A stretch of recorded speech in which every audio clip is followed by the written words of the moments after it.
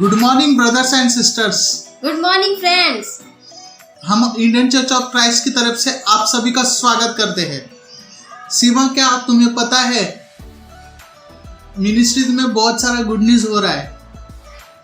हाँ, मुझे पता है, लेकिन आपको मालूम है क्या, हमारे मिनिस्ट्री में भी बहुत सारे गुड न्यूज हो रहे हैं। जैसे कि हम देखते हैं बहुत सालों से हम लोग ऑल नाइट प्रेयर कर रहे थे और फास्ट रख रहे थे, तो फाइनली परमेश्वर ने इस साल हमारे मिनिस्ट्री में 4 लोगों के थ्रू बैप्टिज्म दिया। फ्रूटफुल हुआ हमारा मिनिस्ट्री, जिसमें विमल आंटी हैं, सविता आंटी हैं, अश्विनी है, उषा है। और सच में हमारी मिनिस्ट्री में इतना सारा आशीष जो दिया है, इसके लिए सच में मैं परमेश्वर की बहुत ही आभारी हूँ। और ये परमेश्वर का प्लान ही है जो हमें हर चीज़ों में आशीष करता है। Oh great! इसी बात पे मुझे एक स्क्रिप्चर याद आ गया। क्या तुम सुनना चाहोगी? हाँ, जरूर मैं सुनना चाहूँगी। ये स्क्रिप्चर हमें मिलता है नीति वचन 16:3। अपने कामों को यहोवा पर डाल दे, इससे तेरी कल्पनाएं सिद्ध होगी। स्क्रिप्चर बहुत क्लियरली कहता है, जब हम हमारे काम, हमारा जो भी चीज़ है वो परमेश्वर पे डालते हैं, यानी परमेश्वर को बताते हैं, तो परमेश्वर उसे पूरा करते हैं। आमीन। आमीन। आइए हम एक प्रार्थना करते हैं। हे मेरे महान और सर्वशक्तिमान प्रभु, मैं धन्यवाद करता हूँ इस समय के लिए जो आपने हमें दिया है। मेरे पिता, होने देना आगे का समय आप अपने हाथ में लीजिए और हमारा मार्गदर्शन कीजिए। हमारा आगे का हर एक प्लान आप अपने पवित्र हाथ में लीजिए प्रभु। और मैं विनती करना चाहता हूँ कि हमारे साथ रहिए और आगे हर एक चीज़ों को आप बदलिए। मैं सारी चीज़ों के लिए धन्यवाद करता हूँ। फिर एक बार आपको मान, महिमा, गौरव केवल आपको देता हूँ। ये प्रार्थना में यीशु मसीह के नाम से करता हूँ। आमीन। आमीन।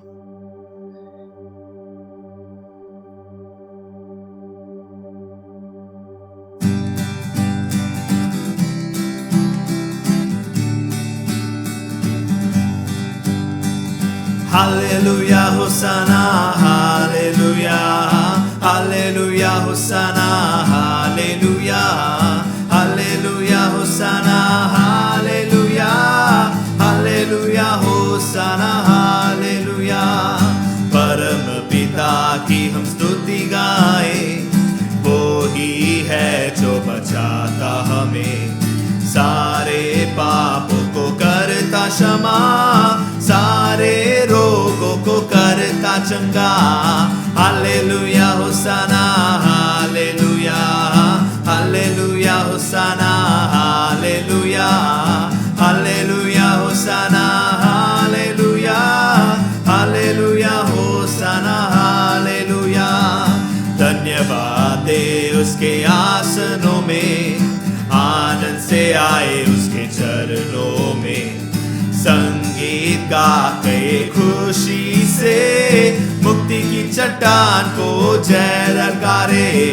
Hallelujah, hosanna, hallelujah, hallelujah, hosanna, hallelujah, hallelujah, hosanna, hallelujah, hallelujah, hosanna, hallelujah.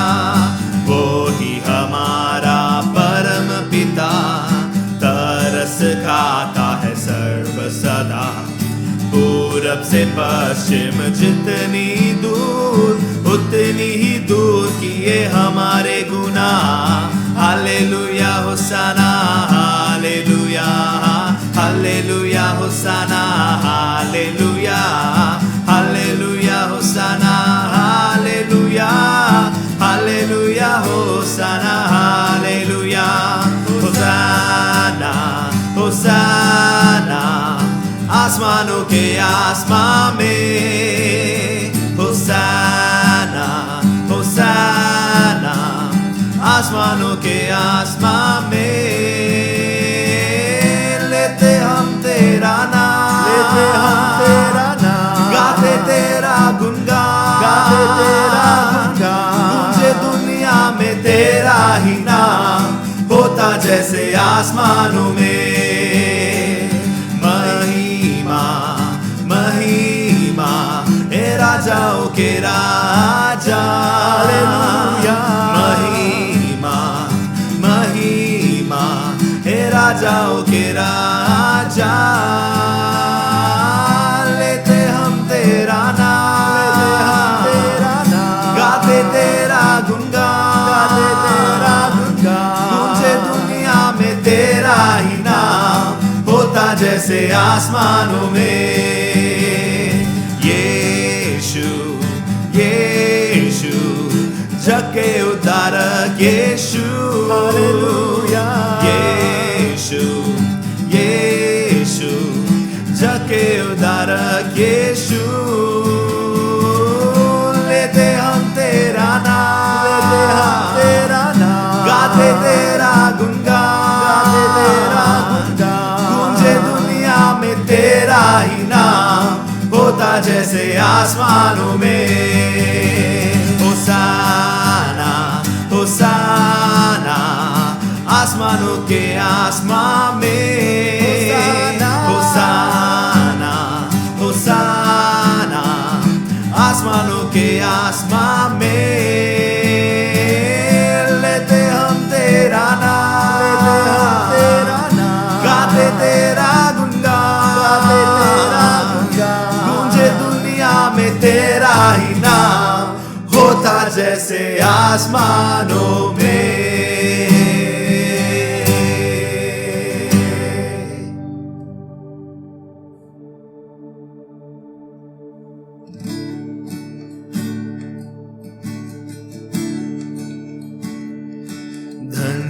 धन्यवाद के साथ स्तुति गाऊंगा, है यीशु मेरे खुदा, उपकार तेरे हैं बेशुमार, खोटी खोटी स्तुति धन्यवाद। धन्यवाद के साथ स्तुति गाऊंगा, है यीशु मेरे खुदा,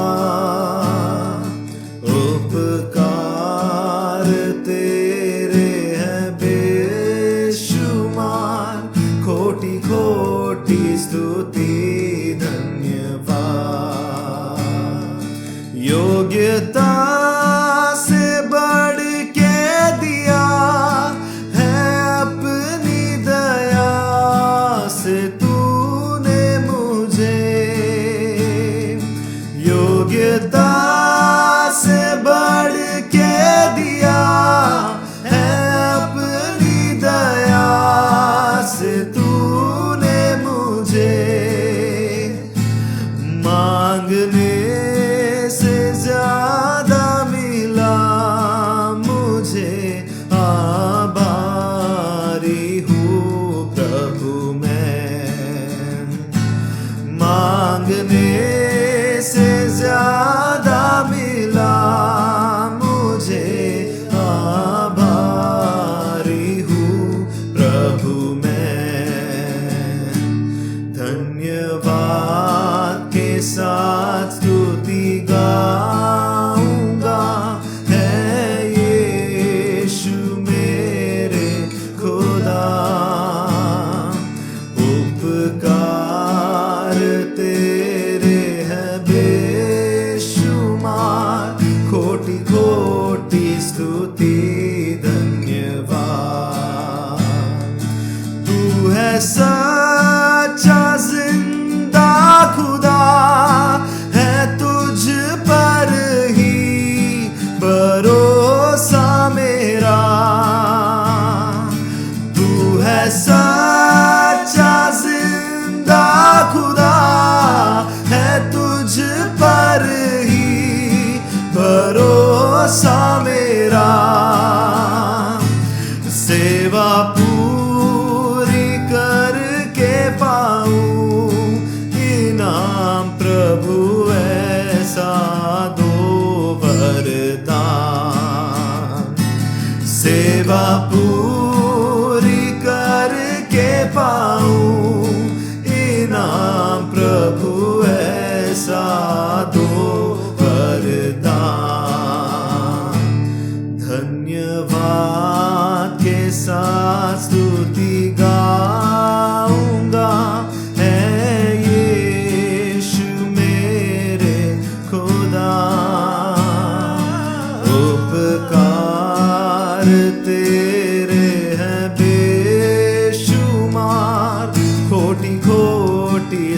स्तुति धन्यवाद, धन्यवाद के साथ स्तुति गाऊंगा।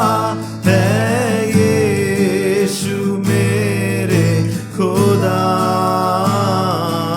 उपकार तेरे बेशुमार, कोटि कोटि स्तुति धन्यवाद, कोटि कोटि स्तुति धन्यवाद, कोटि कोटि स्तुति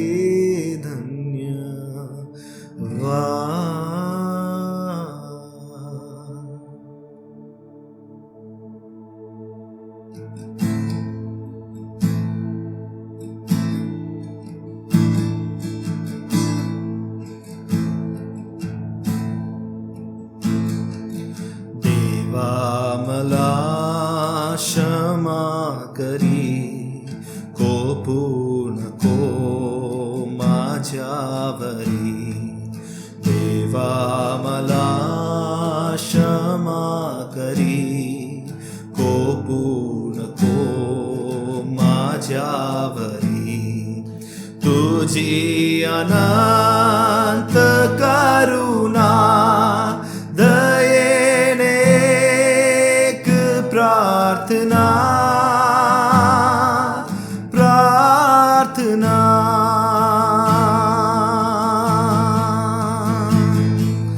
माझे अन्याय होती थोर, मजला योग्य दंड घोर। माझे अन्याय होती थोर, मजला दंड को। देवा तू हो तरी उद्धार, तुझ्या कृपेस नाही पार, नाही पार।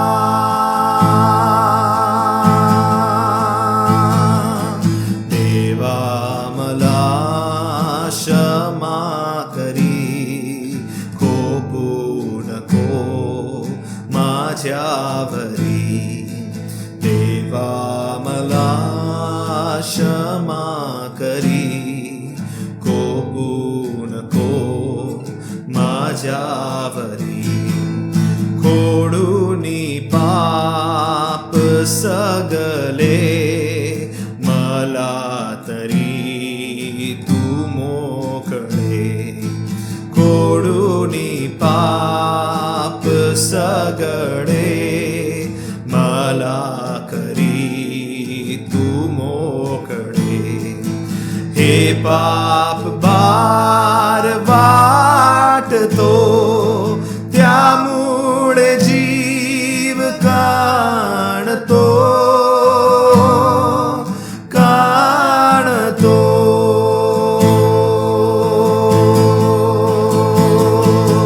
देवा मला क्षमा करी, कोपू नको माझ्यावरी।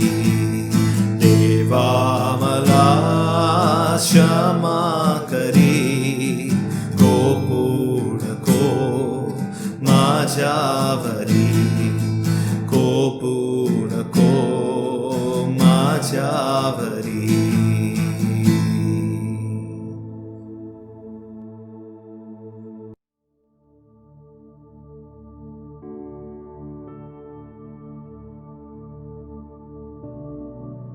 भाइयों और बहनों, ये समय है प्रभु भोज का। एक घटना है जो आज हम देखेंगे लूका अध्याय 7 वचन 36 से 50 में। मैं पूरा वचन नहीं पढ़ना चाहता, पर आपको इस घटना का एक बैकग्राउंड देना चाहता हूँ। शिमोन नामक एक फरीसी यीशु को अपने घर भोजन करने के लिए बुलाता है। भोजन करते समय वहाँ पर एक औरत आती है और यीशु के चरणों में बैठ जाती है। अपने आंसुओं से वह प्रभु यीशु के पैरों को गीला करती है और अपने बालों से उसे पोंछती है। यीशु के पैरों को लगातार चूमती है और फिर उनके पैरों को इत्र से मलने लगती है। इस औरत को पापी बुलाया गया है वचनों में। उसने अपनी पूरी जिंदगी बर्बाद कर दी थी, व्यभिचार और अन्य अन्य पापों में गिर के। उसने सोचा होगा कि ये सारी चीज़ें उसे संतुष्ट कर देगी, पर इन सब चीज़ों ने उसे और प्यासा बना दिया और भी दुखी बना दिया। जब और कोई आशा नहीं दिखी तो वो प्रभु यीशु के पास चल जाती है और प्रभु ने उसकी ज़रूरतों को जानकर उस औरत को वो दिया जिसे वो चाहती थी। और वो हम पढ़ते हैं लूका अध्याय 7 48 से 50 में। और उसने स्त्री से कहा, तेरे पाप क्षमा हुए। तब जो लोग उसके साथ भोजन करने बैठे थे वह अपने अपने मन में सोचने लगे, यह कौन है जो पापों को भी क्षमा करता है। पर उसने स्त्री से कहा, तेरे विश्वास ने तुझे बचा लिया है, कुशल से चली जा। यीशु ने उसे क्षमा कर दिया और उसे अपने पापों की बोझ से मुक्त कर दी। पर यीशु उसे बस ऐसे ही माफ नहीं कर सकते थे। एक कीमत थी जो चुकाना बाकी था, और इस कीमत को प्रभु यीशु ने उस औरत के खातिर भर दी। जैसे हम यशाया अध्याय 53 वचन 5 में पढ़ते हैं, परंतु वह हमारे ही अपराधों के कारण घायल किया गया, वह हमारे अधर्म के कामों के हेतु कुचला गया, हमारे ही शांति के लिए उस पर ताड़ना पड़ी कि उसके कोड़े खाने से हम चंगे हो जाए। कीमत थी यीशु मसीह का प्राण, अपने अत्यंत पीड़ा से जिसे प्रभु यीशु मसीह कलवारी पे गुजारे। प्रभु यीशु ने उस औरत को अपना बना दिया। भाइयों और बहनों, आज हम उस औरत की जगह पर हैं। हमने अपनी जिंदगी को बर्बाद कर दी थी, यह सोचकर कि हमें शारीरिक चीज़ों से संतुष्टि मिलेगी, पर इन सब चीज़ों से हमने अपने आप को और बर्बाद कर दिया। पर जब हम अपने पाप में मर रहे थे, यीशु मसीह ने हमें अपने करीब ले आए, हमें उस क्रूस की ओर ले आए और हमारे सारे कर्ज चुका दिए जिसके हम बंदी थे। सारे ब्रह्मांड का परमेश्वर ने आपसे इतना प्रेम रखा कि उन्होंने अपने आप को दे दिया ताकि वो हमें यह कह सके कि तेरे पाप क्षमा हुए। भाई और बहनों, आज मैं आपको प्रोत्साहन देना चाहता हूँ कि आओ चले हम उस क्रूस की ओर और याद करें उस कीमत को जो प्रभु यीशु ने हमारे खातिर भरा, ताकि हमें अपने पापों के बोझ से छुटकारा मिले। रोटी और दाखरस लेते समय आइए हम उस शरीर को जो हमारे लिए तोड़ा गया था और वो लहू जो हमारे लिए बहाया गया था उसे याद करें। और ऐसे करने से आइए हम उस अनुग्रह के लिए भी प्रार्थना करें ताकि हम भी अपने प्रभु के जैसे दयालु बन सके हमारे भाइयों और बहनों के प्रति। आइए प्रार्थना करते हैं। महान और स्वर्गीय पिता, बहुत ही शुक्रिया अदा पिता सारी चीज़ों के लिए जो आपने आज तक हमारे लिए किया है। बहुत ही आभारी है पिता जो आपने हमारे लिए उस क्रूस पे किया, जो इतनी भारी भरकम कर्ज था हमारा, आपने हमारे लिए चुकाया, उसके लिए बहुत शुक्रिया पिता। पिता प्रार्थना करते हैं कि जब भी हम ये रोटी और दाखरस लेंगे, हमें मदद करना है ताकि हम आपके चरणों में आ सके, हमारे पापों को कबूल कर सके और हमारे पापों से हम अपने मन फिरा सके, वो इंसान बन सके जो आप चाहते हो कि हम आपके राज्य में बने। बहुत ही शुक्रिया अदा पिता बाकी सारी चीज़ों के लिए। कृपा की आगे के सारी चीज़ें आपके हाथों में देता हूँ पिता। छोटी सी प्रार्थना यीशु मसीह के नाम से करता हूँ, आमीन।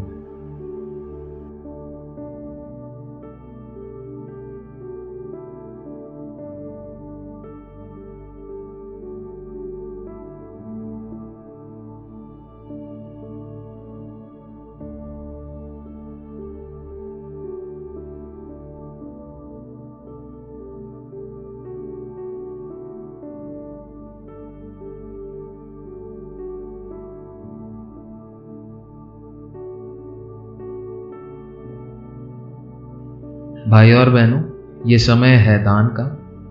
मैं आपको ये याद दिलाना चाहता हूँ कि हमारे कलीसिया में बहुत सारे परिवार आज ज़रूरत में हैं। उनमें एक परिवार शायद आपका भी है जो अब मुझे सुन रहे हो, पर ऐसे समय में भी हमें दान देने के लिए बुलाया गया है।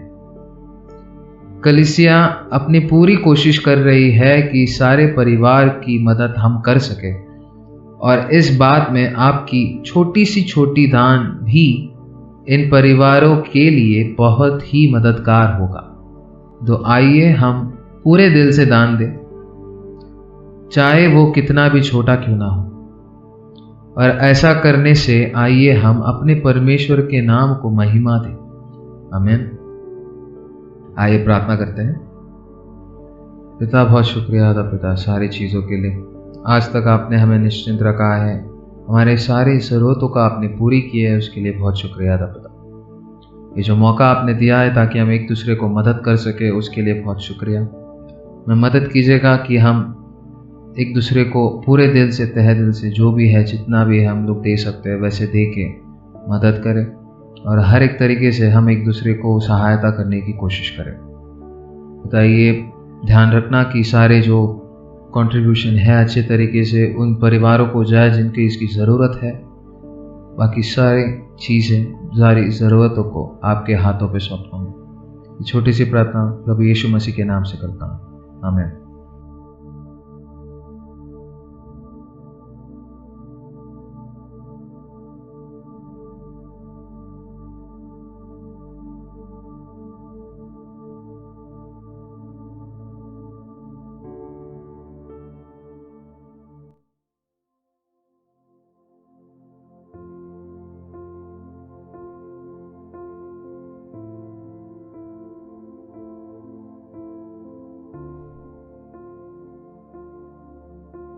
Good morning brothers and sisters.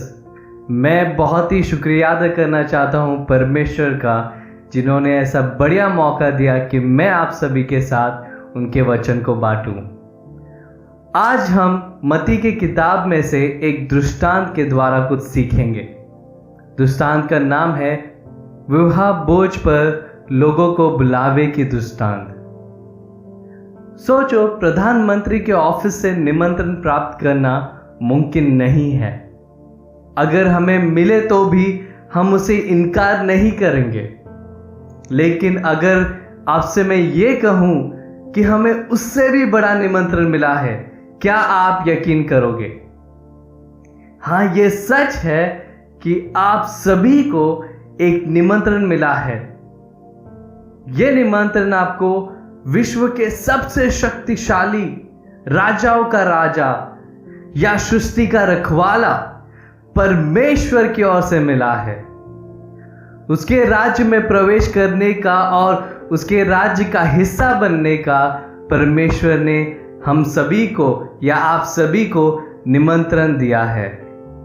हम पढ़ेंगे मत्ती अध्याय 22 में वचन 1 से 14। आए हम पढ़ते हैं। इस पर यीशु फिर उनसे दृष्टांत में कहने लगा, स्वर्ग का राज्य उस राजा के समान है जिसने अपने पुत्र का विवाह किया, और उसने अपने दासों को भेजा कि नेवताहरियों को विवाह के भोज में बुलाए, परंतु उन्होंने आना ना चाहा। फिर उसने और दासों को यह कहकर भेजा कि नेवताहरियों से कहो, देखो मैं भोज तैयार कर चुका हूँ और मेरे बैल और पले पशु मारे गए और सब कुछ तैयार है, विवाह के भोज में आओ। परंतु वे बेपरवाही करके चल दिए, कोई अपने खेत को, कोई अपने व्यापार को। औरों ने जो बच रहे थे उसके दासों को पकड़कर उनका अनादर किया और मार डाला। राजा ने क्रोध किया और अपनी सेना भेजकर उन हत्यारों को नाश किया और उनके नगर को फूंक दिया। तब उसने अपने दासों से कहा, विवाह का भोज तो तैयार है, परंतु नेवताहरी योग्य न ठहरे। इसलिए चौराहों में जाओ और जितने लोग तुम्हें मिले सबको विवाह के भोज में बुला लाओ। सो उन दासों ने सड़कों पर जाकर क्या बुरे क्या भले जितने मिले सबको इकट्ठे किया और विवाह का घर जेवनहारों से भर गया। जब राजा जेवनहारों को देखने को भीतर आया तो उसने वहां एक मनुष्य को देखा जो विवाह का वस्त्र नहीं पहने थे। उसने उससे पूछा, हे मित्र, तू विवाह का वस्त्र पहने बिना यहाँ क्यों आ गया? उसका मुंह बंद हो गया। तब राजा ने सेवकों से कहा, इसके हाथ पांव बांधकर उसे बाहर अंधेरे में डाल दो, वहां रोना और दांत पीसना होगा, क्योंकि बुलाए हुए तो बहुत परंतु चुने हुए थोड़े हैं। आमीन। यह दृष्टांत यीशु मसीह के सभी दृष्टांतों में से सबसे शक्तिशाली दृष्टांत है। यह एक शाही विवाह के दावत के बारे में बताता है। इसे समझने के लिए आए हम इतिहास में थोड़ा पीछे चलते हैं। यह यीशु मसीह के जीवन के अंतिम सप्ताह का बुधवार है। शुक्रवार को वह क्रूस पर चढ़ाए जाएंगे और रविवार को वह मृत्यु से फिर से जी उठेंगे। यीशु मसीह 3 साल तक राज्य के सुसमाचार का प्रचार कर रहे थे और वह स्वयं को मसीहा, ईश्वर के पुत्र, दुनिया के उद्धारकर्ता के रूप में घोषित कर रहे थे। अब उनका 3 साल खत्म होता है और जल्द ही महान याजक और फरीसी उनको पकड़वा देते हैं। उसके कुछ दिन पहले मतलब मंगलवार को यीशु मसीह एक मंदिर में जाते हैं और जाकर वहां उन सभी को बाहर निकाल देते हैं जो लेन देन कर रहे थे, और उन्होंने सारे टेबल्स को उलट पलट कर दिया। और दूसरे दिन मतलब बुधवार को आकर उसी मंदिर में प्रचार किया।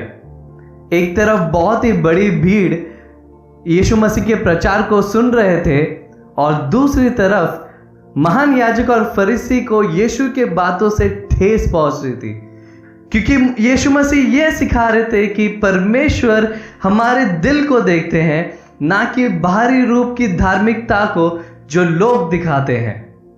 तब वह महान याजक और कुछ लोग यीशु के पास आते हैं और पूछते हैं कि तू ये काम किसके अधिकार से करता है और तुझे यह अधिकार किसने दिया है? उनके उत्तर में यीशु मसीह यह 3 दृष्टांत सुनाते हैं।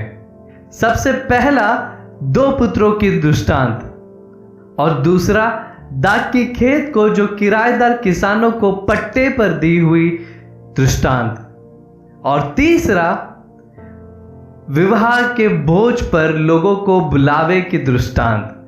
अध्याय 21 में हमें ये पहले 2 दृष्टांत दिखते हैं और तीसरा दृष्टांत हमें अध्याय 22 में दिखता है। यह हर एक दृष्टांत न्याय का संदेश देता है। यह बताता है कि तुम मुझे नकारा। पुराने नियम के सभी भविष्यद्वक्ताओं ने मेरे ही बारे में बात की, लेकिन तुमने मुझे बार बार लगातार 3 वर्ष तक नकारा। उसी शीर्षक के साथ यह आखिरी दृष्टांत को कही गई थी। आइए हम शुरू करते मेरे पहले अंक से। मेरा पहला अंक यह है कि निमंत्रण जो अस्वीकारा। मत्ती अध्याय 22 वचन 2 स्वर्ग के राज्य के बारे में बात करता है। अब ये स्वर्ग का राज्य का मतलब क्या है? उसका मतलब यह है जहां परमेश्वर राजा होता है और वो शासन करता है और उसके पास ऐसे लोगों का समुदाय होता है जो उसकी पूजा करते हैं और उसे अपने जीवन में राजा के रूप में स्वीकार करते हैं। और वचन 3 एक विवाह के बारे में बात करता है।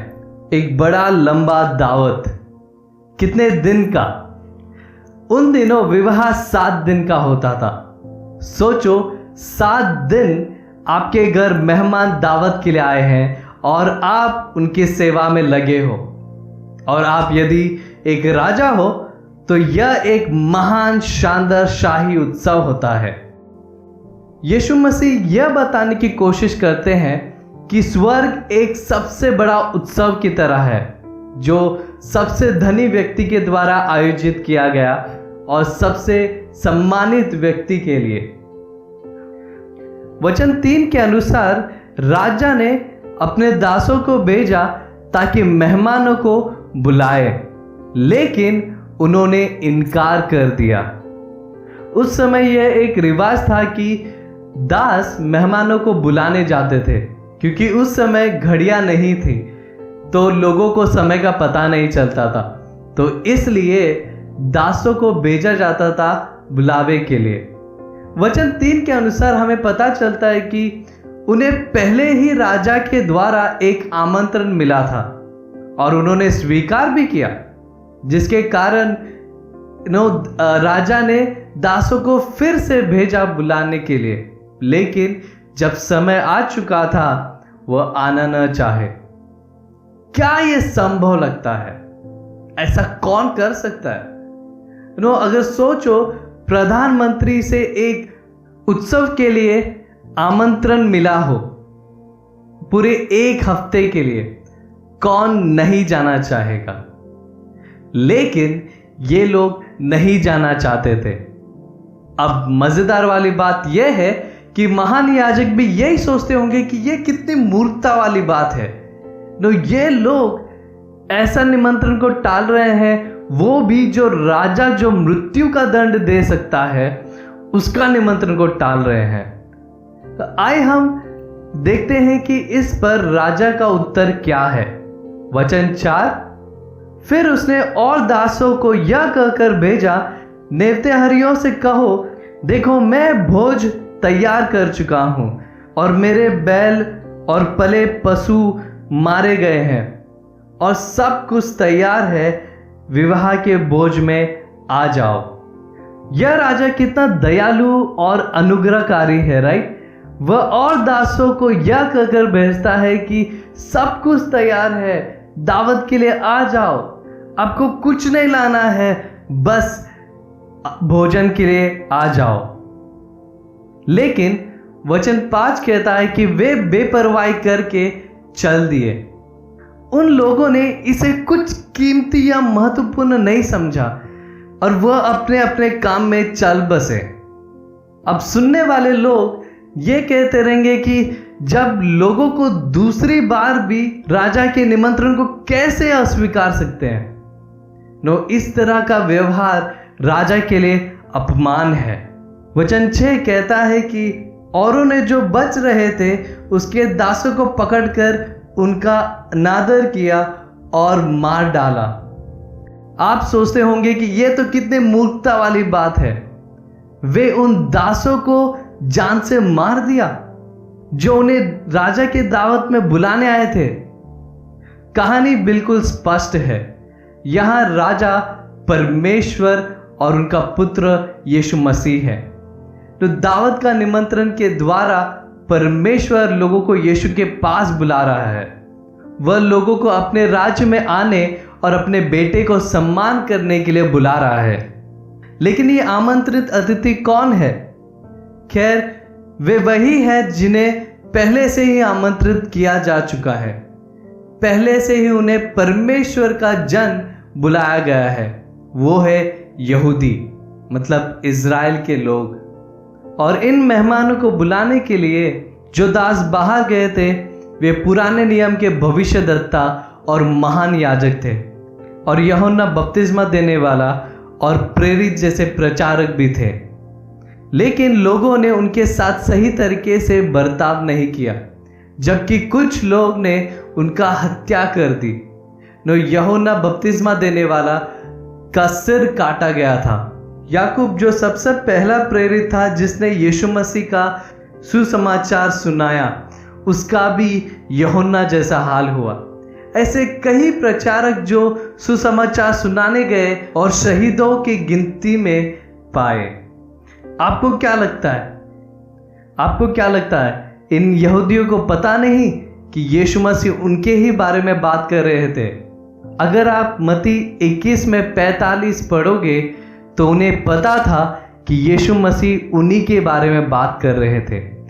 इसीलिए उन्होंने यीशु को मारने का प्लान बनाना शुरू किया।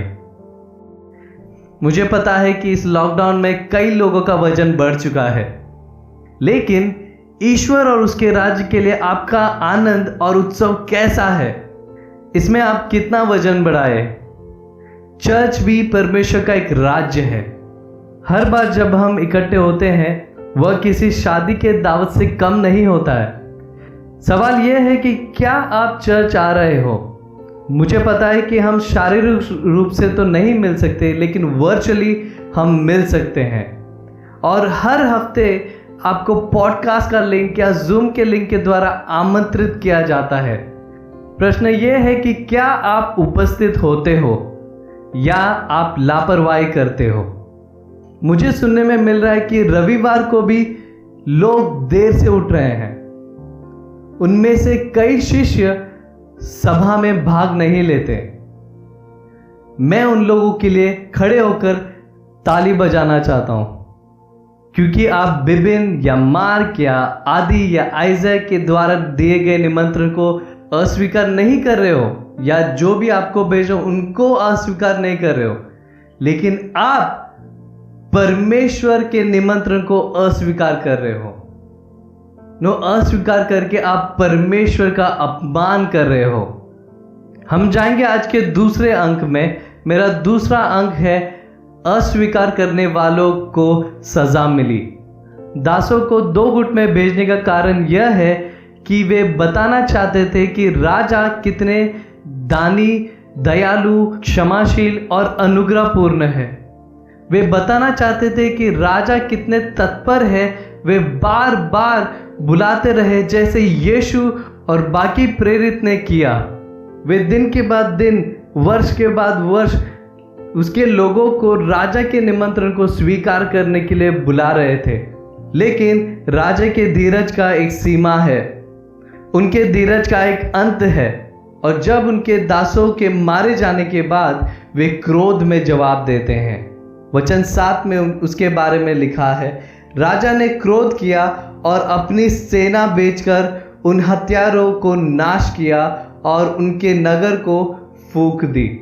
राजा ने अपनी सेना को बेचकर उन हत्यारों को नष्ट कर दिया और उनके शहर को पूरी तरीके से जला दिया। हमारे समाज में आज भी हत्यारों को सजा दी जाती है, इसलिए राजा ने जो किया था वो न्याय था। राजा ने उन्हें इसलिए नहीं मारा कि वह अच्छे काम नहीं करते थे, या राजा ने उन्हें इसलिए नहीं मारा कि वो योग्य नहीं थे। हाँ, वो योग्य नहीं थे क्योंकि उन्होंने निमंत्रण स्वीकार नहीं किया था। हाँ, अगर वो निमंत्रण स्वीकार करते तो वो योग्य होते थे। निमंत्रण स्वीकार करना ये बहुत ही महत्वपूर्ण है। इन लोगों ने यीशु मसीह को नहीं स्वीकारा, उसका मतलब उन्होंने उद्धारकर्ता को अस्वीकारा। कल्पना कीजिए अगर हम निमंत्रण को अस्वीकार करेंगे तो हमारा क्या होगा। हम सब जानते हैं कि परमेश्वर शारीरिक रूप में हमारे बीच नहीं है।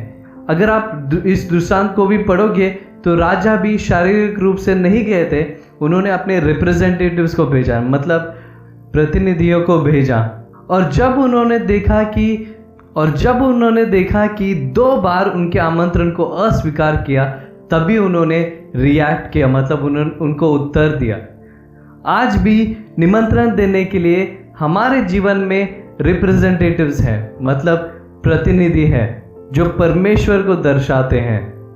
अगर आप उस निमंत्रण को अस्वीकार करते हो, उसका मतलब यह है कि आप परमेश्वर को अस्वीकार कर रहे हो। और डरो कि वो हमें क्या कर सकता है। यह बोलकर मैं आपको डराना नहीं चाहता, लेकिन आपको बताना चाहता हूं कि आप उनके धीरज का लाभ ना उठाओ और ना उनके अनुग्रह का गलत उपयोग करो। आमेन ब्रदर्स एंड सिस्टर्स। हम जाते हैं आज के मेरे तीसरे अंक में। मेरा तीसरा अंक है नए मेहमान आमंत्रित किए गए हैं। अब तक हमने देखा कि कैसे निमंत्रण को अस्वीकार कर दिया गया था और अस्वीकार करने वालों को दंड दिया गया था। और अब हम देखेंगे नए मेहमान आमंत्रित है। वचन 9, इसलिए चौराहों में जाओ और जितने लोग मिले सबको विवाह के भोज में बुला लाओ। सब कुछ तैयार है लेकिन आने के लिए कोई नहीं, इसलिए कुछ नया होना चाहिए। नए लोगों को निमंत्रण दिया जा रहा है। और ये नए लोग कौन है? वे कहते हैं कि सड़क के कोने पर जाएं और किसी को भी आमंत्रित करें। और ध्यान दें कि वचन 10 क्या कहता है। सो उन दासों ने सड़कों पर जाकर क्या बुरे क्या भले जितने मिले सबको इकट्ठे किया और विवाह का घर जेवनाहरों से भर गया। प्रश्न यह है कि बुरे और अच्छे दोनों को भी आमंत्रण मिला। आपका मतलब है कि बुरे लोग भी आ सकते हैं? जब लोगों को बुलाने की बात आती है, परमेश्वर हर किसी को अपने राज्य में बुला रहा है, तो वे दोनों बुरे और अच्छे को भी बुला रहा है। कोई भेदभाव नहीं है।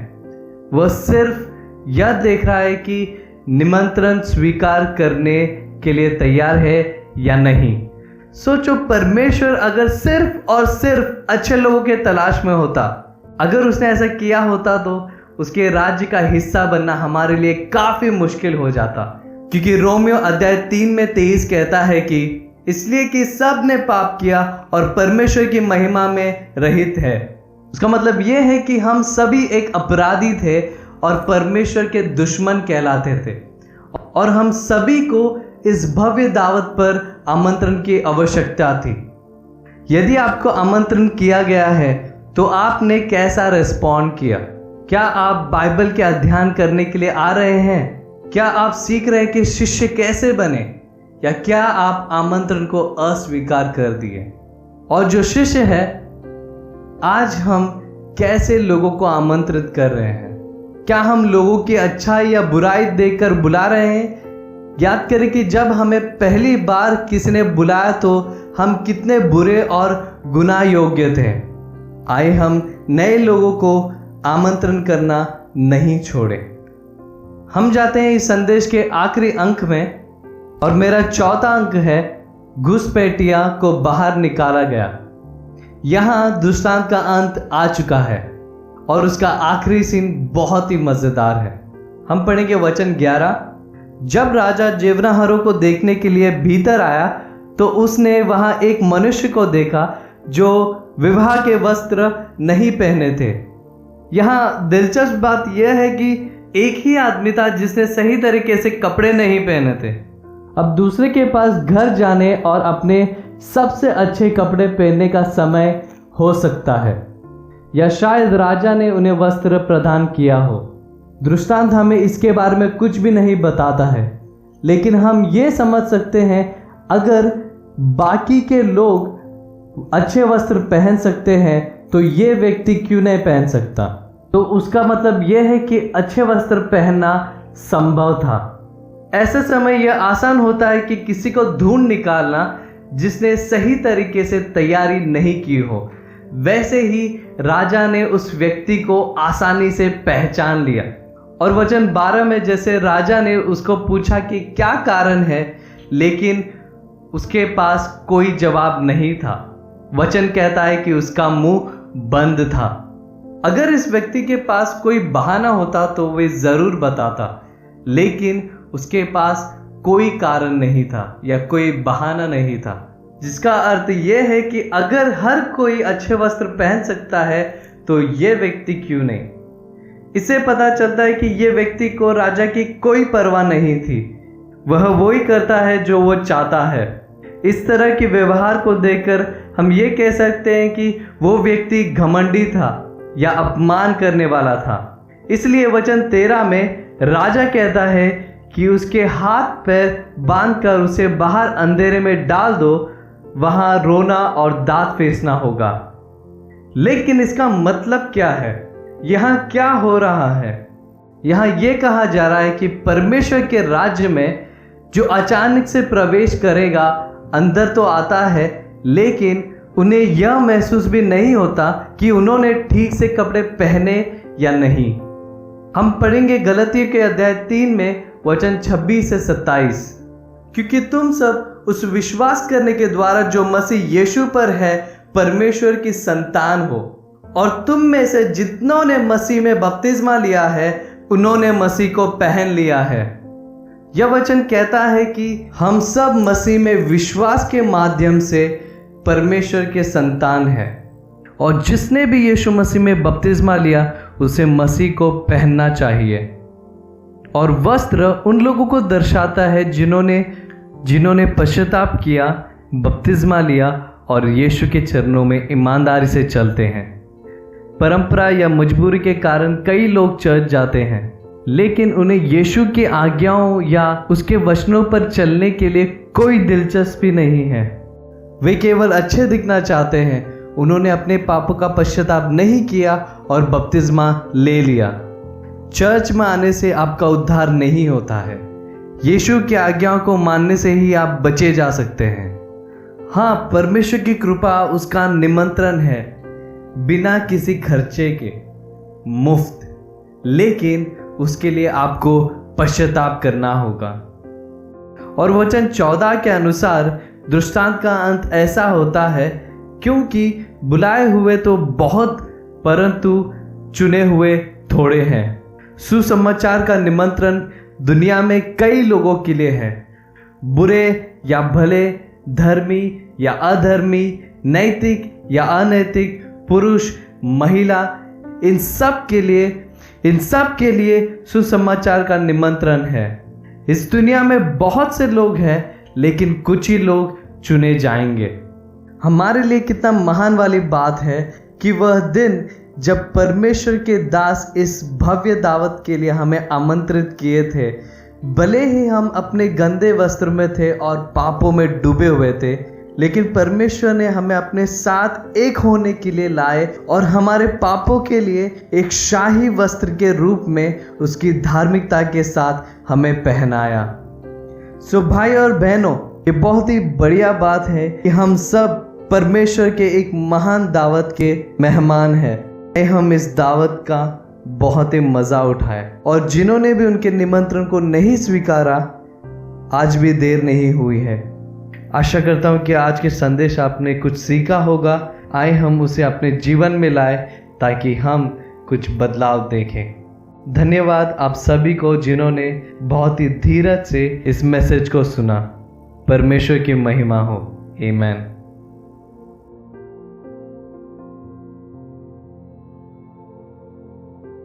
भाई, जब से लॉकडाउन चालू हुआ है, मैं बस ये सोच रहा था कि भाई हमारे किरण भाई को प्रीचिंग के लिए क्यों नहीं डाल रहे। बहुत समय हो गए उनको सुनकर, और मुझे मालूम है कि आप में से भी कई सारे लोग ये सोच रहे थे, है ना? तो इस हफ्ते उनका नाम डलवा दिया है। और क्या मैसेज दिया है हमारे भाई ने। 4 साल हो गए मुझे शिष्य बनकर, पर आज भी मुझे खुद से पूछना पड़ रहा है कि बिबिन, क्या आज भी तू परमेश्वर के भवन में भोजन कर रहा है, और वो भी सही वस्त्र पहनकर? क्योंकि कई बार मैं अपने आप को परमेश्वर के भवन में नहीं पाता। यीशु को छोड़ हमारे पास और कोई भी आशा नहीं है भाई और बहनों। तो आइए हम उनके पास ही रहे, उनके भवन में सही वस्त्र पहनकर। अगर आपको हमारे किरण भाई का मैसेज अच्छा लगा हो तो प्लीज़ उन्हें कॉल करके या एक मैसेज भेजकर उनको थैंक यू बोल दीजिए। उनका नंबर और मेल आईडी मैं स्क्रीन पर नहीं डाल रहा हूँ, क्योंकि अब तक तो आपके पास उनका नंबर होना चाहिए था, और अगर नहीं है तो पश्चाताप कीजिए। आप सही रीति से संगति नहीं कर रहे अपने भाइयों बहनों के साथ। बस मजाक कर रहा हूँ, नहीं तो मुझे कॉल आने लगेंगे। तो चलिए, आज का पॉडकास्ट खत्म करने से पहले हम एक आखिरी गीत गाए, और मैं आपको मिलूंगा अगले संडे इसी समय इसी जगह यूट्यूब पर। और तब तक के लिए परमेश्वर का अनुग्रह आप सभी के जीवन में भरपूर रहे। आमीन।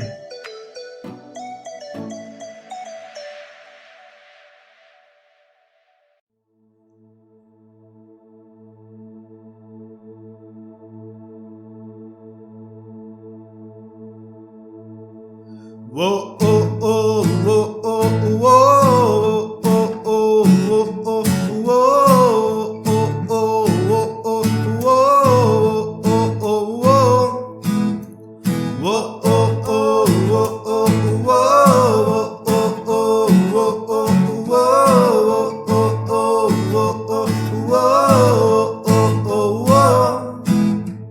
देखो क्रूस पर प्रेम की सजा, उन हाथों पर नाम मेरा लिखा। देखो क्रूस पर प्रेम की सजा उन हाथों पर नाम मेरा लिखा।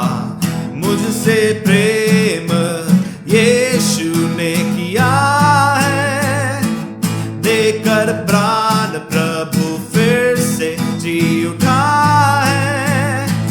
मुझसे प्रेम यीशु ने किया है, देकर प्राण प्रभु फिर से जी उठा है। तो मैं चिल्ला कर गाऊंगा, सबको ये सुनाऊंगा, मुझे प्रेम ने है पाया।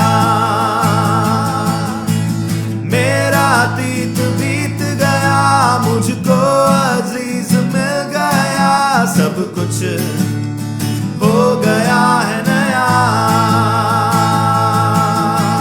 ओ ओ ओ ओ ओ ओ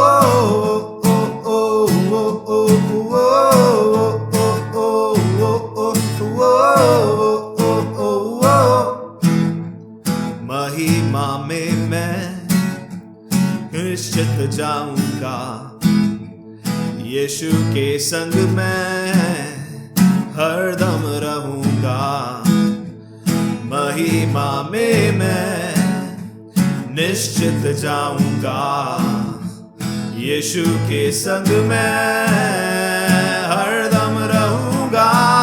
मुझसे प्रेम यीशु ने किया है, देकर प्राण प्रभु फिर से जी उठा है। मुझसे प्रेम यीशु ने किया है, देकर प्राण प्रभु फिर से जी उठा है। तो मैं चिल्ला कर गाऊंगा, सबको ये सुनाऊंगा, मुझे प्रेम ने है पाया। मेरा अतीत बीत गया, मुझको अजीज मिल गया, सब कुछ हो गया है नया। तो मैं चिल्ला कर गाऊंगा, सबको ये सुनाऊंगा, मुझे प्रेम ने है पाया। मेरा अतीत बीत गया, मुझको अजीज मिल गया, सब कुछ हो गया है नया।